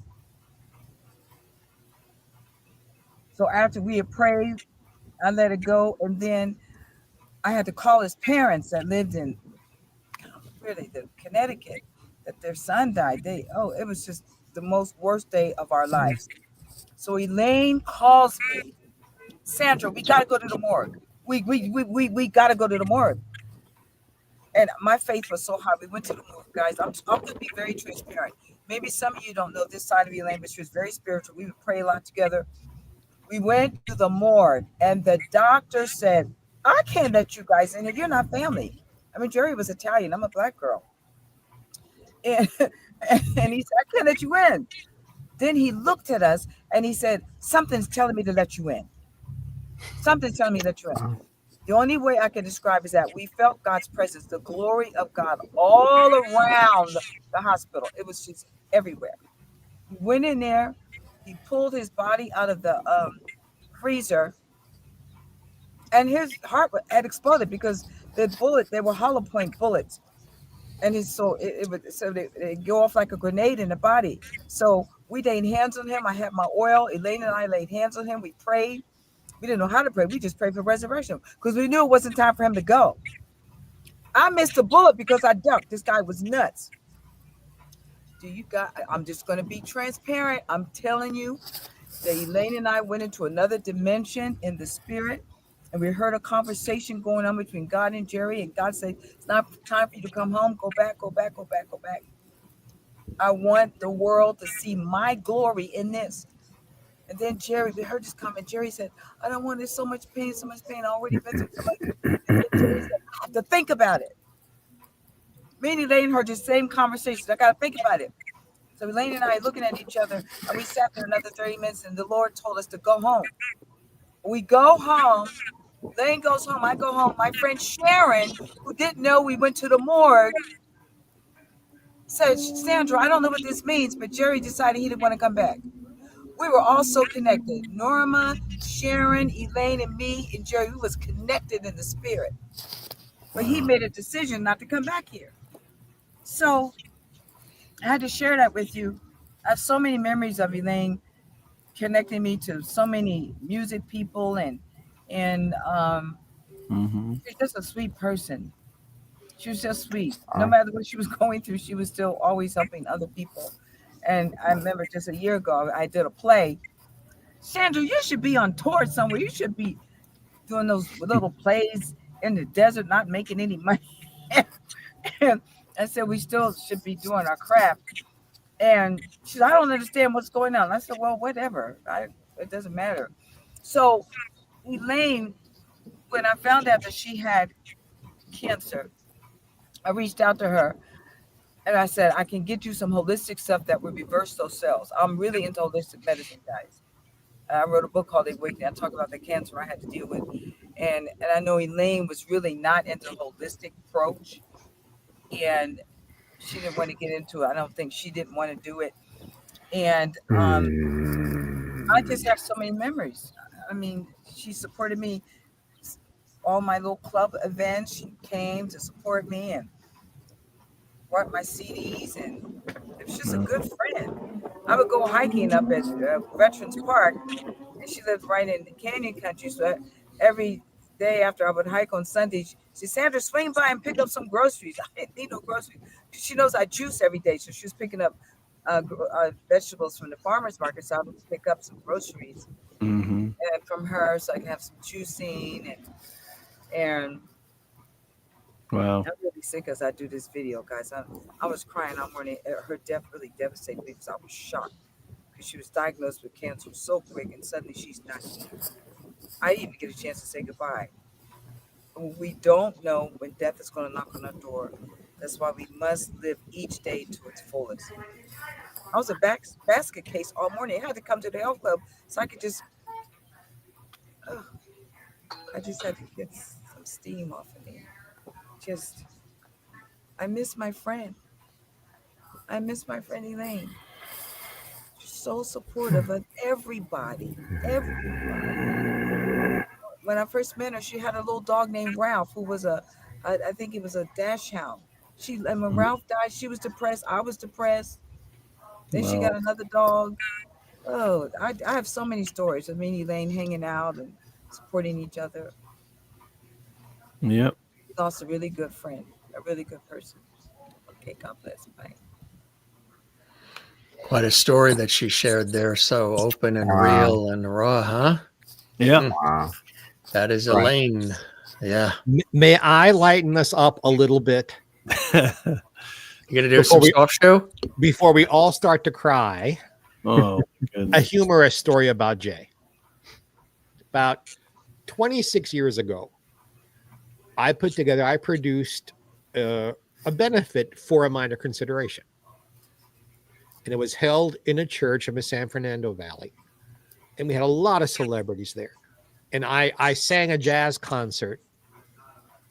And we put on one round of To Tell the Truth and one round of What's My Line. And Jay was one of the celebrities who was on the panel asking the questions on both shows. And we're in a church, and Jay knows we're in a church. But every question he asked was naughty, just up to the edge of what people weren't, the deep believers in the church weren't squirming. And I would say to him, hey, Jay, the cross on the top of this building is a clue to you. And then he would throw something back at me. He said, there's Jesus is hanging on the wall over there, Jay. Perhaps this went on for 10 minutes back and forth. He stole the show. Being his naughty, mischievous twinkle in his eye, Jay. Sounds like Jay. and it was wonderful. And unfortunately, Kathy's not here. Kathy and Jay were both on together on my radio show on KRLA, the Geoffrey Mark show. And again, the humor, the off the cuff. He was a scoundrel when he could be, and funny. I know people don't mention how funny Jay could be, because you cannot teach someone how to be funny. To be funny. It's a talent. You can tell that you can teach someone how to make it a little bit better. Right. Or edit it. But it's another thing, child stars in general, all the kids who were funny on all those shows, and Jon included, it's talent. And Jay and Elaine were enormously talented people. Rodney was cute in his commercials, but he was funny in his commercials.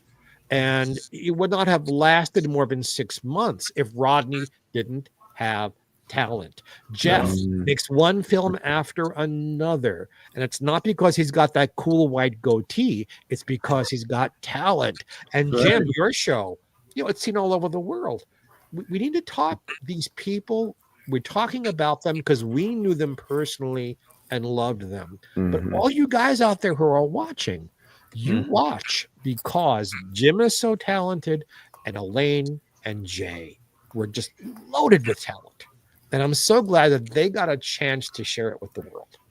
Yeah, sure did. And we were the lucky ones. You mentioned she was with us several times. We just got a tiny little clip here when she used to sometimes dress up as Blue Monday. Yes. And she would bring on sometimes Oreo or then Mika. And, she didn't always do the Blue Monday when she was with us, but she was on some of our Christmas specials and other. I like to do, in addition to our regular series, some special tribute episodes like we're doing here for Jay and Elaine. And here's just a couple of funny moments from a past episode with Jim Masters and Elaine Ballace, Blue Monday. Come on. I'm on Blue Junior. Chair alert. There you go. Quick look. Here he comes. Here he comes. Here he You comes. got to see the chair. Again, we scored another chair. Anybody keeping score? Another chair. Okay, here we are. Here we are. Here he is. Say hi. Hello, Blue Junior. Oh, Blue Junior doesn't have blue hair today, huh? No, there's only one blue. But he's got a blue jacket on. Oh, He's got a blue Arizona. jacket Arizona stays the same all year, too. They don't change. How does that work when you have the states around where it's the different? I guess it works, right? It's crazy. So is that okay? So your Blue Monday, is that blueberry with you? Amy says blueberry. Blueberry, yeah. Do you want to be blueberry today? Yeah. Renee Blueberry. in Iowa, who's probably buried in snow, says hi, Blue, and Hi. chair time. Hi. Juanita says chair time. Saw the empty chair and a dog thrown in for good measure. So how is Blue Junior doing? Blue Junior's doing great, aren't you? Oh, that's a good shot of you. Look. Look, babe, there. A little clip there.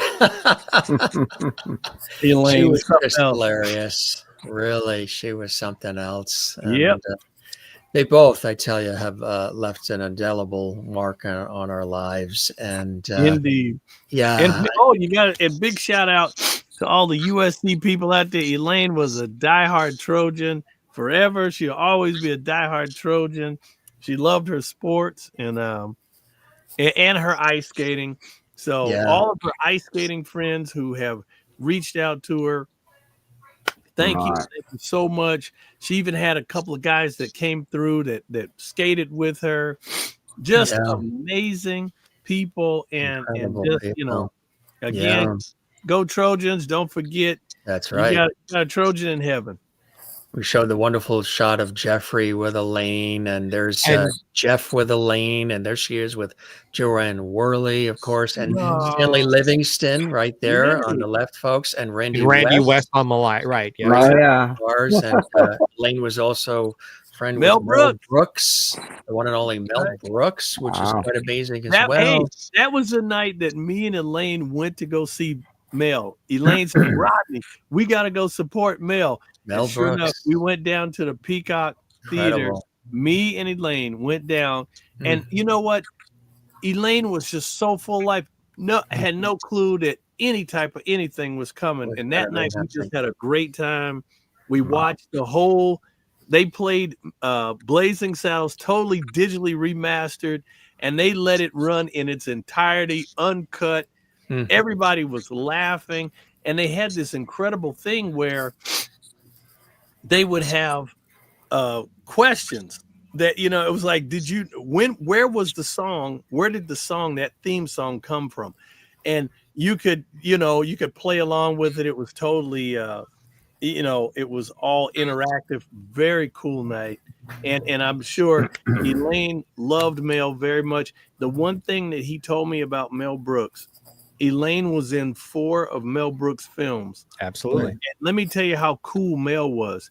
Whether he knew he was going to keep her or not in the shot, he booked her just so she could make sure that she got paid that day. And so she was in it, whether she was in the scene for part of the scenes or half of the scenes or whatever, he just booked her because that's the kind of guy he is. And so shout out to Mel Brooks. Absolutely. Donna Mills, Gutenberg. Yeah. And look at this shot of her. Yes. She could take on any character. Yeah. Gentlemen, I have to move on to another project. Let me say a quick good night to all. Jeff, I look forward to meeting you in person. And like Elaine would say, use me in one of your films. Rodney, always a delight to have you here. You're really a bundle of energy and a superstar yourself. And you always add an extra touch of kindness and fun and wit and wisdom when you join us here on our show. So we love Rodney and John, I love you, my friends. And I will Jeff. Call you soon. And Jim, thank you. Anytime you need me, I'm here for you.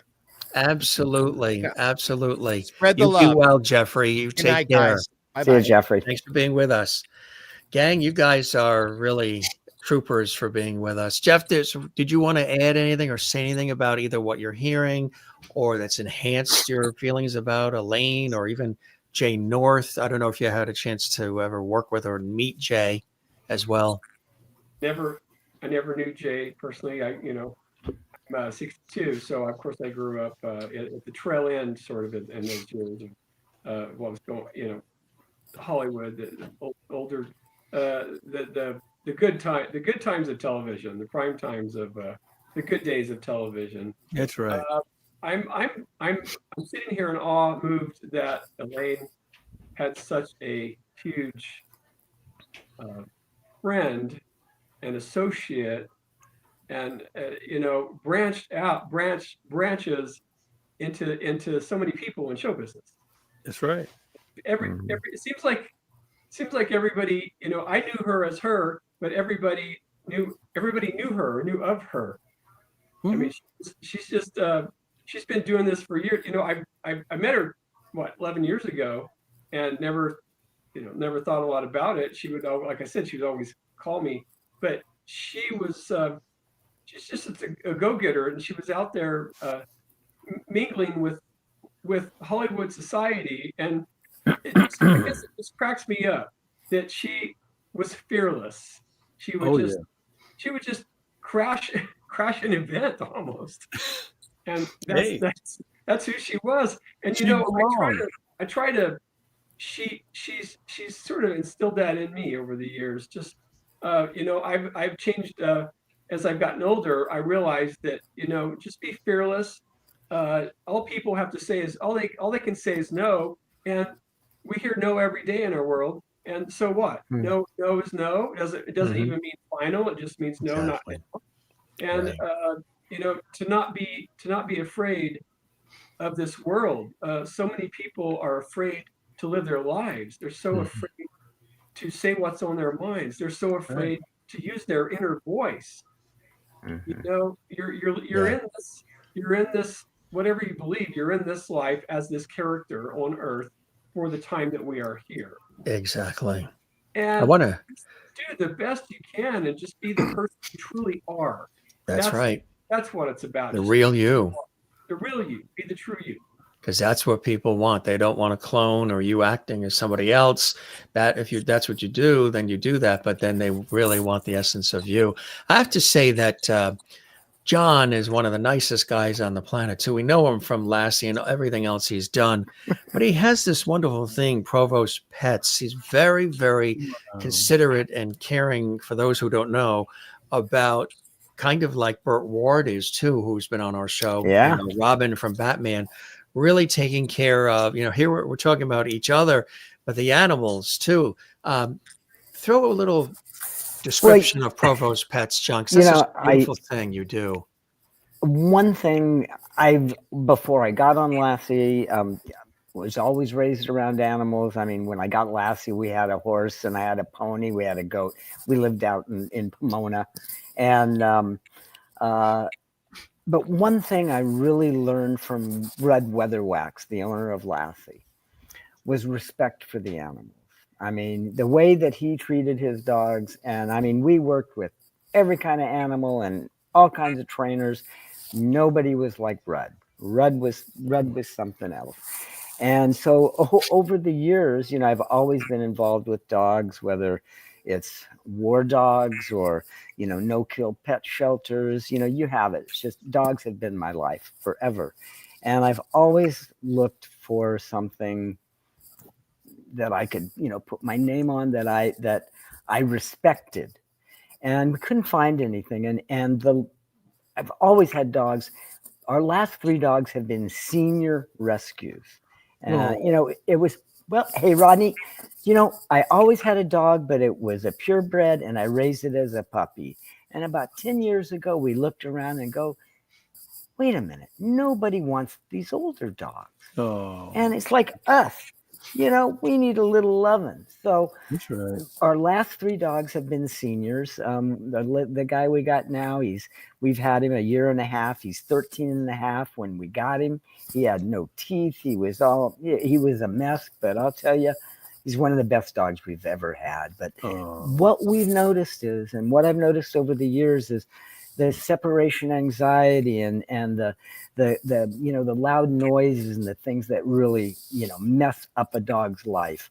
And so we've worked for a few years and have developed a product. It's a CBD product for dogs and cats. Hey, we love the cats too. And so if people can check us out, it's at provostpets.com. And we want to help and you mentioned Burt Ward. My brother went to high school with Burt. Oh God, I've known Burt since, my brother was 6 years older, so I've known Burt my whole life just about.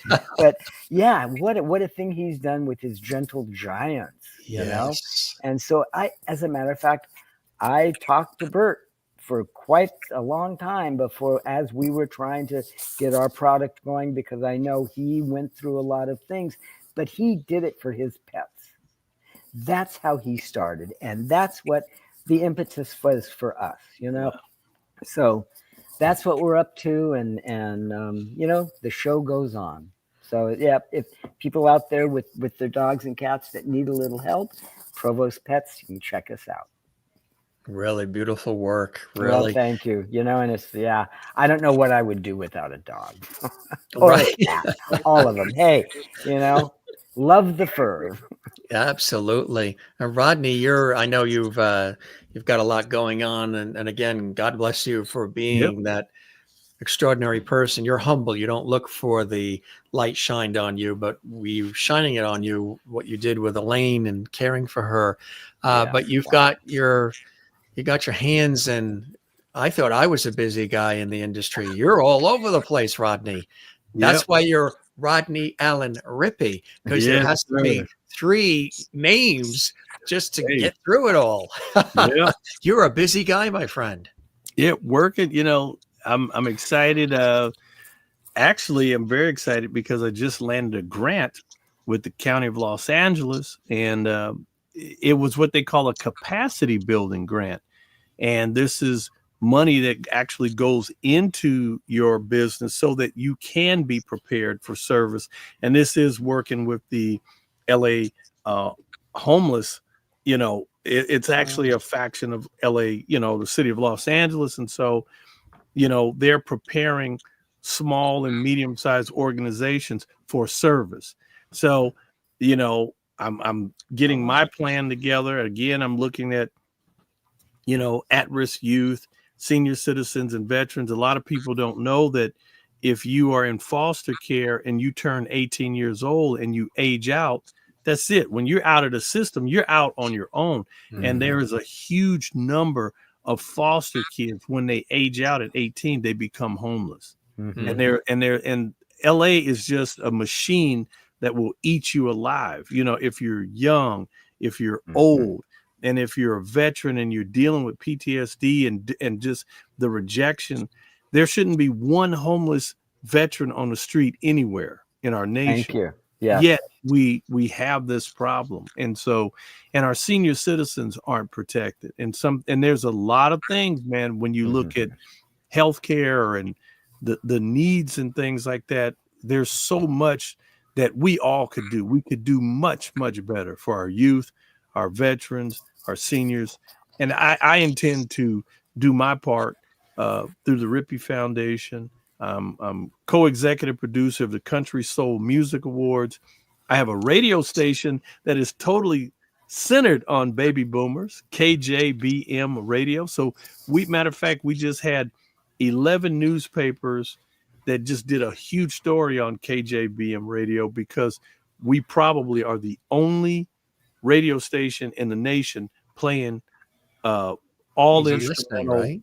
Wow. Easy listening, beautiful baby music. Boomer music. Yep. So we play music selections from the 1920s to the 2000s, and we source music from all around the world. So I used to, I work in television, radio, and I worked for one of those format stations. And I remember one of the taglines was "Smooth out the rough edges of your workday with Tide 101 FM, WTYD."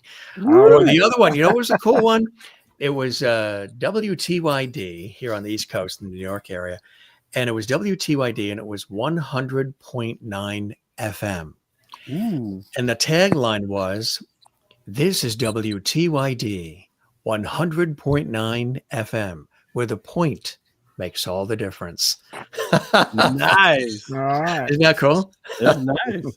Yeah, the smooth sounds. Well, I think the world is a little upside down and crazy and frenetic. You're calming things down for everybody with the format and everything you're doing. And Jeff, how about you? I know you were working with Elaine on many things as well. Anything that you have that's happening that you're excited about as well? Other than being on the Jim Masters show, which I know is the pinnacle of it all, of course. Well, my next movie is Rain. It's called Rain Falling. Excuse me, we changed it to Snow. Sorry, it's embarrassing. I'll get flack for that. Starts as rain, then it gets colder and becomes snow. Well, I felt instinctively to change it from rain falling on pumpkins to snow falling on pumpkins. And I was going more from a marketing standpoint. I thought the audience isn't going to be excited about rain, but they're going to be excited about snow and fall and winter and all that, autumn. So then somebody took me aside. I'm confessing my sins here. And they said, "You do know that doctors refer to Alzheimer's as snow on the brain, and that sometimes the word pumpkin refers to the head." And so that's my story, and I'm sticking to it. It's about a guy who's 43 years old, and finds out that he has early onset Alzheimer's, which a lot of people are aware of, that younger people get Alzheimer's. And so it's about his journey and his new marriage to a guy played by Mel England and Ben Stover and Mel England, and Elaine is in it. She plays the lead's aunt, and it's just a really tight story, good story. It's very heavy. It's very emotional. Takes him on his journey to find out what his life is all about and what our life being here on Earth is all about. And it involves inner peace and soul searching and religion and different things like that. And it's quite powerful. Anyway, we're going into post-production right now. We just wrapped it, and Elaine was our last scene, and she kept a few days afterwards, I just want to make you happy. I just want to make you happy, and I just hope you're happy. I said, Elaine, there's nothing in this world you could do to make me unhappy. It was wonderful. It was Wow. moving. It was perfect. And so we'll work with editing, and we've got a project. The movie's going into editing in another week, and so we're going to premiere it, and we'll have a premiere in Los Angeles, and everyone's invited, and I'll keep you updated. Right. That's wonderful, Jeff. That's fantastic. All right. You guys are amazing, and I really appreciate all the time and your heartfelt words about Jay and Elaine. And when I decided to put this together, it came together so quickly. And then I was thinking about who would I like to have on the show that I know either worked with or knew personally or were friends with, either Jay or Elaine or both. A lot of it seemed to be intercrossing tonight and intersecting tonight with our guests. But I know that we had an all-star cast here with you and Kathy and Jeanie as well, Russell, who was on Dennis the Menace as well. It was wonderful that she had a little Wi-Fi issue there, but just even that she was able to express her love and kindness as well, and Geoffrey stopping by, and each of you. Really, I think they are watching from above and probably getting a kick out of what we've sort of put together really quickly in just a few hours time. And all of you stepped up to the plate. All of you said, and our previous guests, you just tell me where and when, and I want to be a part of this because you guys, like Jon knowing Jay for many, many years and a wonderful friend, and all of us knowing Elaine as well. And just really was very touching and heartfelt. And you guys are really superstars and really appreciate and good friends of ours here. So I want to thank each of you for being here, and you're all welcome to come back, individually if you like, to keep us posted. And Jon's been on the show, and Rodney, and you're always some guests. They enjoy what we do, so they come back, anytime they want, and we'll keep the porch light on for you. And I hope you enjoy the time with me as much as I have with you, gang. All right, guys. Thank you so much. Thanks so much, Jim. You guys are fantastic. Jeff, thank you for being with us. It was a pleasure to have you here. Come back and see us. Rodney, thank you as well, my friend. Always a pleasure. And Jon, thank you as well. Thank you. Your lovely bride for helping coordinate as well. She's amazing. Lori. All right. Thank you so much. Thanks, guys. Thanks for the generosity of time, gang. Thank You you. be well. Take care. Godspeed, man. All right. And bless Jay and Elaine. Yeah. Take care, guys. Take care. Jeff Thanks. and Rodney and Jon and Jim. What a great group, huh? Of amazing people, and their generosity of time and their desire to want to share their stories about two fabulous people. Elaine Ballace, who many of you know was a frequent guest on our show, a dear friend who we just lost at the time of the show this past week, and Jay North, the incredible child star, and so much more beyond that, who was Dennis the Menace, yes, but had so many great stories to tell. And we shared all of this with our incredible group of people who wanted to be with us here on the show. We thank Kathy Garver for joining us. And Kathy was I had no idea Kathy was going to share what she shared about her husband being seriously ill. And Jay passed of cancer, Elaine passed of cancer. That's why we were talking about needing, increased cancer funding, cancer research. And I used to host a show, one of the many hats I wore, which was a public affairs show, an award-winning public affairs show for the American Cancer Society. It was such a beautiful thing. We met children with cancer and adults with cancer and all different kinds. And it was just really something. And for Kathy to share that with us, it was very emotional for Jon to be here because he really was a good friend of Jay. And for Rodney, was taking care of Elaine Ballace, doing everything he could for her, running to the grocery store, picking up the medicines, taking her to the hospital to the very end. Rodney Allen Rippy, was the one with her doing all of that. And Mika, her dog, who you saw on our show often, has a beautiful home now with Rodney Allen Rippy. Jeff London worked with Elaine on so many levels in film and production, and she would always talk highly about Jeff. I'm in this new thing, and Jeff's producing. It's always exciting. And Kathy Garver, too, knowing Jay North and knowing Elaine and sharing her beautiful stories. And, of course, Jeanie Russell joining us. How wonderful was that? And she was Margaret. Yes, you probably haven't seen her in a while, but she was Margaret. If you missed it, if you joined us late, watch this again in the archives because she was with us and she was on Dennis the Menace and she had some beautiful things to share with us. And Geoffrey Mark as well, who's a great friend of our show, joined us and he shared some beautiful memories as well. We thank everybody, Stan Livingston, Paul Peterson, and others who wanted to be with us, but things are happening in their world right now. We'll have them back. Beautiful people, right? Remembering, it takes a village. We say it all the time. We say, love one another, take care of one another, and don't forget to do the very same for yourself. I say it all the time. So we need one another, and having us all together like this in remembrance of Elaine and Jay was something very, very special. And I know some, iconic people joined us, but real people with big hearts, compassion, humor, and just very, very special people joining us. Thanks for all the comments too, everybody.